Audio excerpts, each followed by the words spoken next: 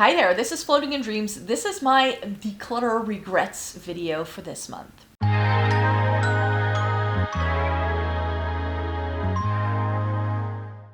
Welcome to everybody watching today. Thank you so very much for joining me. I'm keeping this series alive. I'm still talking about my eyeshadow palettes that I've decluttered in the past, and what I've started doing this year is that I take an older video that's already on the channel and I go through do I regret decluttering any of these? Yes or no? And today we're doing Pat McGrath. So this video went live 4 years ago on the 25th of November 2021. And I did a little Pat McGrath collection video, and I can tell you there are eyeshadow palettes in this lineup that I no longer have. I think actually, I'm not sure. I know two of these I definitely no longer have. Maybe the other one as well. I don't know. I still have 3 Motherships in my collection. I have a couple of the smaller quads as well, but I remember now that I used to own a 6-pan. I had already forgotten that I even had that. So let me chat to you about Pat McGrath as a brand as we're talking about this little video, and I'll let you know what other palettes I do still have from the brand, because Pat McGrath and me, we have a difficult relationship. I like the brand a lot. The things I have I love, but color story wise, all the peachy pink stuff, not my favorite.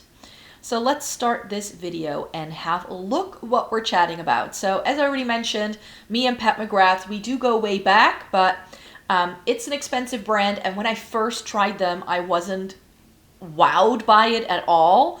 Actually, the first palette I bought is the blue one in the corner. That's the Blitz Astral quad in Nocturnal Nirvana. That's one I still have, but it's been on the chopping block several times because it is a difficult to use palette for sure, but it's super duper pretty. Let me see where we start opening up these palettes. So, I'm actually starting off with the Blitz Astral quad here. So here's that first one that I ever bought. I remember looking forward to going to New York a couple of years ago. This was pre-pandemic. I had a trip to New York booked, and one of the things I wanted to check out was Pat McGrath, because at the time the brand wasn't sold here. Now they're everywhere, but at the time you could only really get it in the US. I picked up this palette on that trip to New York. I bought one of the 4-pans because I wasn't sure whether I was going to like the quality, and everybody said how this was the special quality, like the special shades that everybody always raves about. So I was like, I'll just buy a quad with special shades. And as far as I know, this was part of a Christmas collection that year. So this has been in my collection for quite some time. I didn't realize I already owned this for like 5+ years because I went there in the fall time of 2019. So this palette has been with me for quite some time. There are some lovely shades. It is a difficult palette to do a complete look with, and I didn't love this. When I tried it for the first time, I just tried to do a look with these 4 shades, and it creased so terribly on me.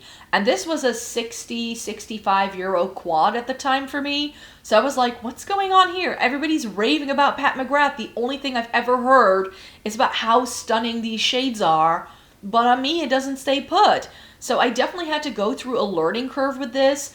I found that with a matte in the crease, these work a lot better, and I didn't experience the same level of creasing. So this by itself is a no, but together with other shades, it does work. Do I reach for this a whole lot? No. Looking at this, I'm like, it should perhaps go at some point, because by now I have so many multi-chromes and special shades from indie brands that I don't necessarily feel I need to keep this around. So this could be a potential declutter in the future. Then I also bought one that I didn't buy at the time because I was doubting between this one and the Blitz Astral quad you just saw. This is the Blitz Astral quad in Ritualistic Rose, and Ritualistic Rose was one that just looked very warm toned to me, so I went for the more colorful thing because I felt it was going to be more special. And then Ritualistic Rose I ended up buying later. It was also out of stock really quickly. This is still one of my favorite Pat McGrath palettes, I'm not going to lie. The lighting in this is a bit off. I think I filmed this with studio lighting and not natural lighting.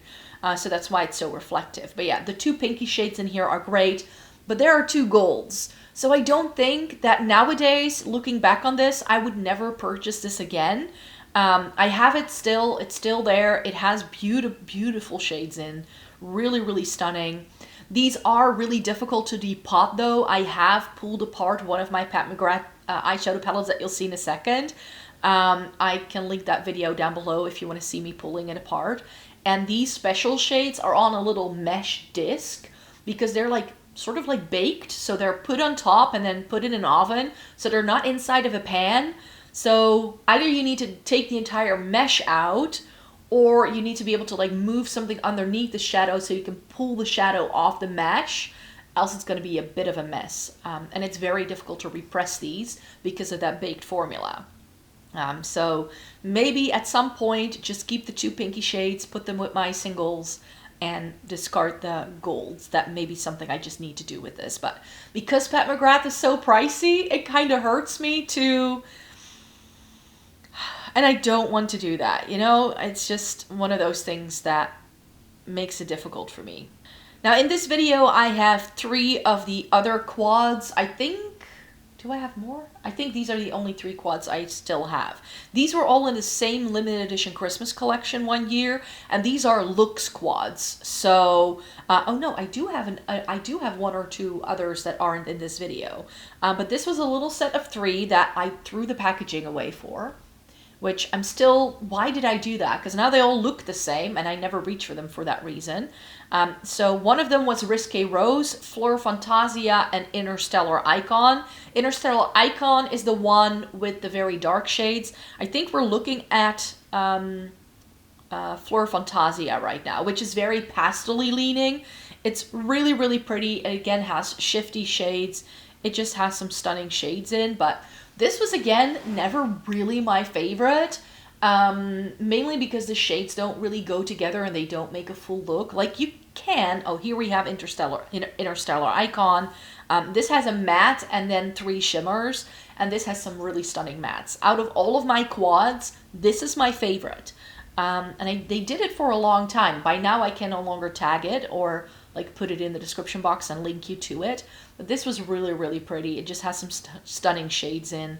And Fleur Fantasia I've kept because it has those really stunning pastels in, but I did almost declutter it. Not this year, but the year before, it was on the declutter pile. And then what I always do whenever I declutter my makeup collection, I do this with all my declutters, also for clothes, I always put things away for a while. I like put it in a box, out of sight, out of mind. And then if in the meantime I think like, oh, I can't get rid of it, I pull it. And this, Fleur Fantasia, and also this Risque Rose palette, because here's Risque Rose, are the 2 palettes that I ended up keeping that year that I said I was going to declutter, because it has the bright pink that I decluttered that was in one of my other Pat McGrath palettes. So that's why I ended up no longer using, like, because I decluttered another Pat McGrath palette that had that kind of pink in, I was like, now I need to keep Risque Rose so I still have that shade. That was the reasoning at the time. But here again, I think maybe I should just pull this one apart as well, because I would realistically only use that silvery shade, possibly the bright pink, but the other 2 shades just don't really appeal to me. So maybe I should, like, pull all of these little quad palettes apart at some point. Then we're moving on to the 6 pan. No clue what this was called anymore. Let me see if I can find it in the description box. This is the Rose Decadence eyeshadow palette, and this was really pretty. I really enjoyed it, but some of the shades pulled a lot warmer tone on me than I had expected when I bought it.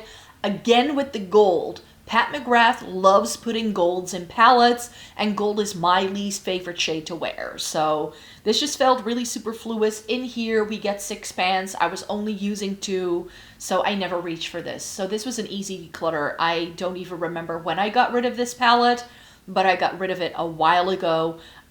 Because I also felt that ever since I got Ritualistic Rose, there were just shades in this palette that were very similar. So there were shades I loved, there were also some shades I didn't like. And we're getting some really good swatches here. And that leads me to my 3 Subliminal palettes. I already mentioned I still have 3. The ones I have are the Subliminal, which is the white palette that you see in this video. And then I have Divine Rose. No, not Divine Rose 2. And then I still have Utopian Dream and Moonlight Seduction. Those are the two I have. And I think here we have Utopian Dream, if I'm not mistaken. No, this is Divine Rose 2. I think this is Divine Rose 2. And what I ended up finding out as I was buying a couple of these palettes is that the Moonlight Seduction is like a slightly cooler tone version of Divine Rose 1. And I felt that Utopian Dream was the fair skin friendly version of Divine Rose 2. So the Divine Rose 2 I passed on to someone I know. This was stunning. And this is why I kept Risque Rose, because it has that bright pink in. So it's a very similar bright pink as the one in the Risque Rose, and I did give this one away completely. There was a stunning multi-chrome in here, but as I was mentioning with the Blitz Astral quads, I have so many multi-chromes now in palettes, in singles, that I don't really feel this was as special to me. And it was just a little bit too deep and warm to have it really go with my complexion, so I don't miss this in my life at all, even though this was of course an expensive purchase. I do remember buying most of these motherships in like Black Friday sales at the time, so I never really paid full price for these palettes when I first started buying them, because I knew it wasn't going to be worth it to me. We haven't had a mothership one in a while, like a new mothership hasn't come out in a while, now that I think about it. But yeah, stunning palette, really pretty, good quality makeup for sure, not my color story, which is why it was passed on, and I don't regret getting rid of this one at all. Here we go into the Subliminal palette. This is still one of my favorites. Whenever I do a cool tone palette ranking, this one still ranks in the top 10. Because this is just good. This is really, really good. This is why I can very confidently say that I love the Pat McGrath formula. Formula-wise, this is something else, let me tell you. But the color stories aren't quite right. If she came out with a Subliminal too, like this, but like a newer version, I would snatch it up in a heartbeat. It's got some really pretty taupey shades. There's a black. There is a gold in here. There's two, but both of them are really, really light, and therefore they still work on my skin tone. You get a really pretty blue, pinky, lilac shifting special shade. You get the blue. The white has a blue flip, and then there's like mauve plum tones in here too. So, so pretty. One of my favorite cool tone palettes till this day, for a reason. Still love it. Would never get rid of this for sure. So yeah, not a declutter regret because I do still have this palette. And finally, we need to discuss Divine Rose 1. And this is the one that I pulled apart because again, there were a couple of shades in here that I really liked. I like those two mauve tones that it has on the left side of the palette, and I like the two special shades all the way on the right. So I pulled 4 shades out, passed the rest of the palette on to someone else because they wanted to have it, so this didn't go to waste, and I don't miss it. I don't miss it at all. It was far too warm toned.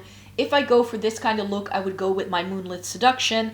I have plenty of mauve toned eyeshadow palettes. In fact, I just filmed another video today where I talked about this palette, and this, in terms of like giving me everything mauve tone and pinky toned, like if the Divine Rose had been this, I would have liked it a lot better. That's a Pretty Place from ColourPop. That's been a great replacement. I love that palette, and I've kept the 4 shades of the palette that did work for me, that I was only reaching for whenever I went into this palette. So it had stunning shades. It was a stunning Pat McGrath quality that I love, but I don't regret decluttering this eyeshadow palette at all because it just didn't work for me. So yes, I also get rid of the expensive things. Don't you worry, don't you worry. But I have now gone through several renditions of declutters and stuff, and one of the reasons why I didn't get rid of those quads yet, where I was like, I'm only really using 1 shades or 2 shades, or maybe I should pull some shades out, those little quads that were at the bottom, I definitely think they are contenders to go at some point in the near future, either by pulling shades out or maybe passing them on completely, because I just don't reach for them. And I have other shades like it in other palettes that I just like so much better. Yeah, I think that if I just have my 3 motherships from Pat McGrath and maybe the Interstellar Icon, because that's the one that I feel is truly unique. It's like grungy and yummy and sparkly. It's great for a holiday season. I need to whip that out in December, I think. But yeah, that's a lovely, lovely palette. So that's one I might want to keep, but then the rest of it, I'm not so sure. I'm not so sure when I want to keep the rest or not. Decisions I don't need to take right now, but I definitely think I can cull some more Pat McGrath from my collection. But because it is an expensive brand, I always struggle. I just do. I know myself by now, if I've paid a lot of money for a product, then there's always a little bit more thought that goes into the purchase to begin with. So I don't buy them like hotcakes. Like, it's very well thought out. I really sort of set money aside to make these purchases. So it's just more difficult to get rid of those things. I think if you have more experience as an influencer and you get all of these things for free, it's so much easier to just like chuck it because you never paid for it anyways. But for me personally, because I've paid for so much of the makeup that you see me use on the channel, it just makes it so much harder for me to get rid of things sometimes, because I'm like, I did really like this product. I just think it's a really, really solid product. So why should I be getting rid of it right now? And why am I not like loving this more? And sometimes like I've just reached a point where I also feel very saturated with the amount of makeup I have. So I know it is time to get rid of things. I filmed a whole series of palette ranking videos over the summertime. I can link some of those in the description box for those of you who are interested. And as I was sitting down to film this videos, I just realized like half of this stuff can go. Like, some of it I'll probably keep around for video purposes and comparisons. But if I just look at what I actually feel super hyped up about, it's like only the top 20, top 25 of those ranking videos usually. And everything below palette 30, I should just get rid of. So the plan is at the start of 2025, I want to start rewatching those ranking videos and sort of like take a mental note. And then when I film my ranking, my palette declutter in March, that's when I usually film and edit that. I think I need to take the same approach to the declutter as I do with the rankings, which is to group them by color families. So to put all of my cool toned palettes together rather than by brand, put all of my cool toned palettes together and like really compare and contrast like what cool tone palettes am I really living for, which are the ones that truly have my heart, and then sort of pick and choose to see like what I want to keep and what I don't want to keep. And I think that if I take that approach, it's going to be a lot easier for me to get rid of like half of my eyeshadow palette collection, because it's getting out of hand yet again. It's always this time of year that all of the purchases start to well, it's not like not overwhelming, but then things no longer fit into the drawer very satisfyingly, and then I know. But I tend to film declutters at the end of February, and then they go live in March.